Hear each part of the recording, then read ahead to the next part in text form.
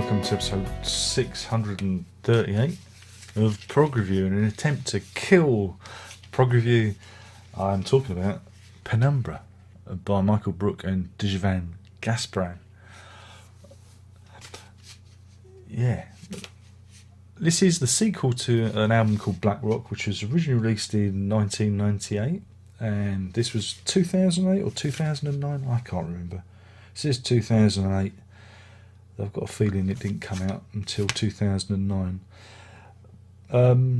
Michael Brook, if you're not a viewer of this channel and you've just wandered in, doubtful, because like the Google algorithm's going to let you have anything new in your recommendations box, you're probably just one of the old faithful who've clicked and watched this. So I don't know.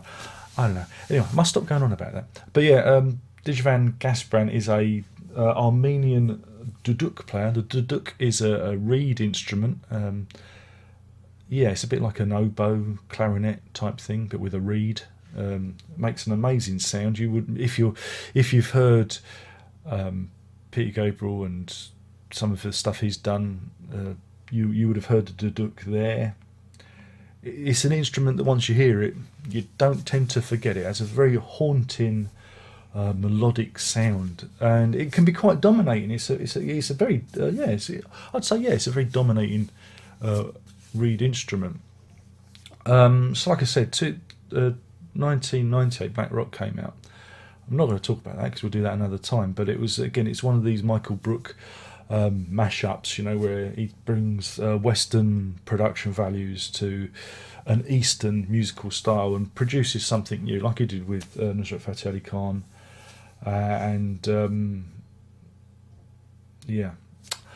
Like that. So we have more fusion. And I hate to use the F word, but I've used the F word again. Fast forward to 2008, 2009, and we have this album. Now, I remember when it came out,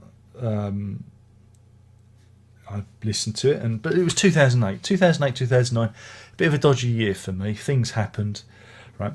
But I pulled it out the other day, and I thought, gosh, I haven't heard it, I haven't heard it for a while. I gave it this. I thought, I forgot just how good this was.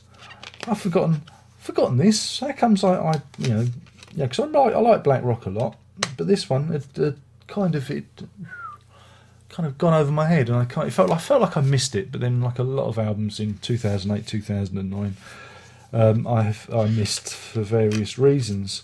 This was released on Brook's own Canadian Rational label, which is a shame really, because if it had been on Real World, I think it'd have had a bigger audience and more people would have come across it. So it's not an album that I don't think many people would have heard. I might be wrong. It might be famous. I might just be missing the point.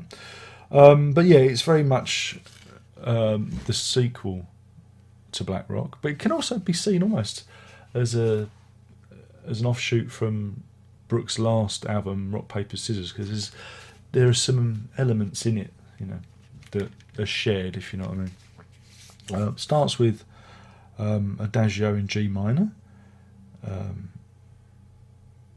which it's all right. It's okay. It's a bit of an odd. I wouldn't necessarily have started the album with that one because it's not indicative of what's to come.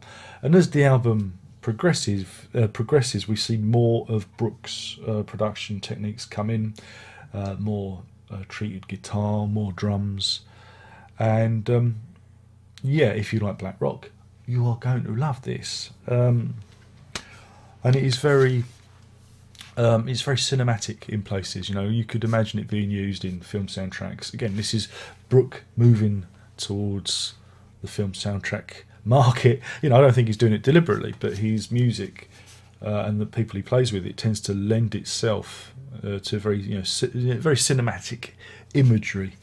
But yeah, I like we get to the mid section. There's a Penumbra, which is a title track, Shadows and Eclipses. That's where it all comes from. From Penumbra onwards, you hear, like I say, this very familiar Michael Brook sound. The highlight for me is a track on it called funny enough, High Lit, which starts off fairly unassuming. It just starts off, and then suddenly it just builds to this brilliant, almost Afrobeat crescendo with trumpets and some really good playing on it. And it's become really infectious. I really, just that one track has got me. But I mean, Delacroix, and Pascal have also very good, strong tracks on this. And then the record kind of winds down again and ends with a track called Winter, where there's a vocal. You have both vocal tracks on the Black Rock album as well, so it kind of goes full circle. And at this point, crikey, I've got to pull up, because I should have pulled up the Wikipedia page to get his birthday. Djivan Gasparyan, he's 90 years old at the moment. So he would have made this, crikey, when he was 79. Wow, that's not bad. And 69, the previous album, and it's a shame, when you look at his catalogue, it's a shame there aren't more of his records out there. I mean, again, he's a guy that's appeared in a number of different places, like Sylvian's Dead Bees on a Cake album. He appears on one track on that, Darkest Dreaming. And there's another album done at the same time called Eden Rock by Ludovico Einaudi, which is quite good. There's some stuff on there that sounds a bit like the Penguins. There's a track on there. That's what turned me on to him. So yeah, I mean, it's it's more of the same. And the real shame of it is that it's been out of my life for such a long time. Because of events that happened back in the day, I put it on the shelf and forgot about it. That's a bit of a shame, really, isn't it? And I think that's rather unfortunate. But yeah, if you do like the old world music fusion, give it a spin. I've got a feeling it's been a little bit, forgotten. I could be wrong. It could be much, because again, I don't remember much.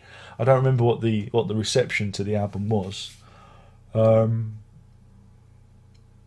yeah, do check it out. And I'll have to do Black Rock. I mean, the Black Rock review will probably follow very, very much this vein. It's slightly different. There's more of a, the production values are higher. This is a bit more homely, if you know what I mean. Even though it's the same team, again, Richard Evans is on this as well. He was on Black Rock as well. Yeah, and it's a shame. I'm gonna have a little whinge at the end. It's a shame that Michael Brook isn't doing music like this anymore. He's basically gone full time into soundtrack work, and that's a shame, because we don't get all this interesting experimental stuff. And I miss that. I miss those days. I really do. But you never know. It might surprise us. There might be a third album. There might be a follow up. Better get a move on. Better get a move on. But yeah, if you're not familiar with the work of Djivan Gasparyan, I've got a funny feeling that you may have heard him on soundtracks. Himself. So he's got a very, very distinctive sound to what he does. So yeah, that's it.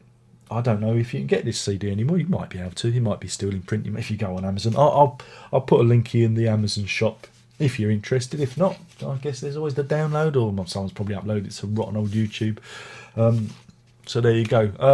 Hopefully you've enjoyed this. Don't forget to thumbs it up or thumbs it down. It's all engagement. And talking of engagement, the algorithm loves the engagement. So tell me, what's your favourite Duduk track? Hey, you don't get that. You don't get that on other YouTube channels, do you? You don't get. No, you don't. It's probably why. Yeah, it's probably why the views are down. Too obscure. But anyway, thank you. Thank you for viewing this if you've got this far. And we'll do this all again soon. I'm Darren Lock. I've been talking about Penumbra by Michael Brook and Djivan Gasparyan from 2008. Though I'm sure I got the CD in 2009 or whenever. I don't know. It was a long time ago. And that's it. There's only one more thing left to say, and that is Prog on.